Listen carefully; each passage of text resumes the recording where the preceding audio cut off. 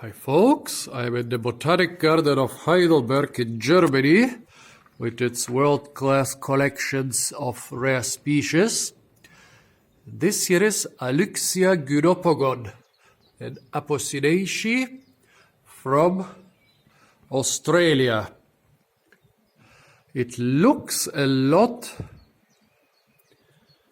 like those Carissa shrubs, especially those forked spines remind me a lot of Carissa, but also the leaves, also the whole growth form of the shrub resembles Carissa, and also the fruit look like tiny Carissa fruit. Well, about edible uses of this plant. The bark and the leaves contain coumarin, which is a substance you have in hay, which makes the hay smell like hay. It's quite a potent drug. The Polish use it to make their famous Żubrówka vodka. The Germans use it to make their famous Maibowle. And in Australia, some wine growers use the bark, which seems to have a similar flavor to cinnamon, to spice up their wines. There is quite a confusion about the species, so whenever you look up something about those Alyxia species online, you will usually find a remark, it's not clear which species is which, and there are no specific records for this or that species, but other species are used. And although the bark and the leaves are commonly used, I didn't find anything about edible uses of the fruit. Still, it doesn't say explicitly that it's very poisonous, so I'm gonna try it. So folks, please, if you come to the Botanic Garden of Heidelberg, don't start eating fruit here. Apart from the fact that some of them are poisonous, it's also not allowed to simply come here and eat fruit. I have a permit. That's why I'm allowed to try certain species for the videos, but please don't come to the Botanic Garden and say, I saw a guy on YouTube who is eating fruit from this garden, so I thought it's okay. It's generally not okay to eat fruit in the Botanic Garden of Heidelberg. Well, after saying this, let's try this fruit of Alyxia gynopogon.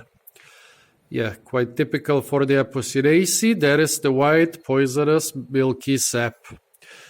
There are very few rules about eating unknown plants, and one of them is actually the most important of them is if it has white, milky sap, stay away from it. I even know some botanists who refuse eating the closely related Carissa because of this rule. Well, let's try this Alyxia, which looks like a tiny Carissa fruit.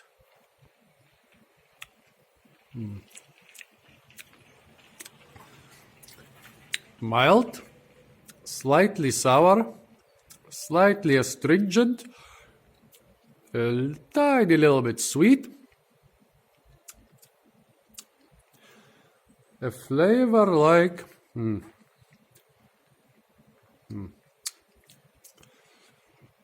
A slightly tart flavor like myrtle fruit. Yeah, like myrtle fruit or some other myrtaceae, but pretty mild.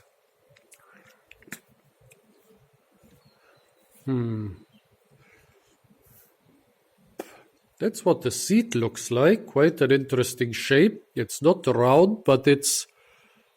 Yeah. On one side it's... Okay, let's get rid of the skin. So the seed, on one side it's convex, but on the other side it's concave.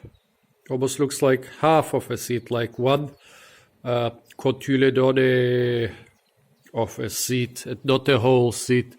Let's try a fruit which is already quite desiccated, so it should be overripe. Let's see if the taste is the same and if the seed is the same.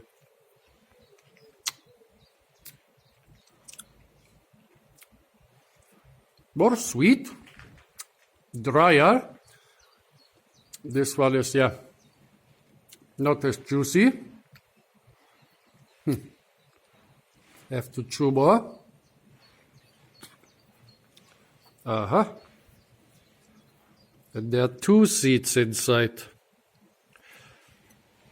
Either not as well developed as the other seed, or maybe already desiccated. Yeah, here you have the seeds next to one another. Oh, I would need a third hand. Okay, I'm trying to turn those seeds around. So now you can see, yeah, they're all pretty much the same shape.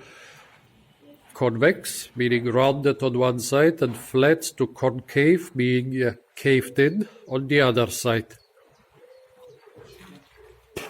So this shape seems to be quite typical for the for the seeds. The taste is not bad. Well, I don't know a plant that is famous for its coumarin content. I wouldn't really eat too many of the fruit. You could get drugged by them. Also, the fruit are pretty small, but also there is no record of them being edible. So probably if you go to Australia, not the best fruit for survival in the outback. Okay, folks, this was Alyxia gynopogon from Australia. Stay tuned for a lot more fruit videos from the Botanic Garden of Heidelberg, and don't forget to like, share, comment and subscribe.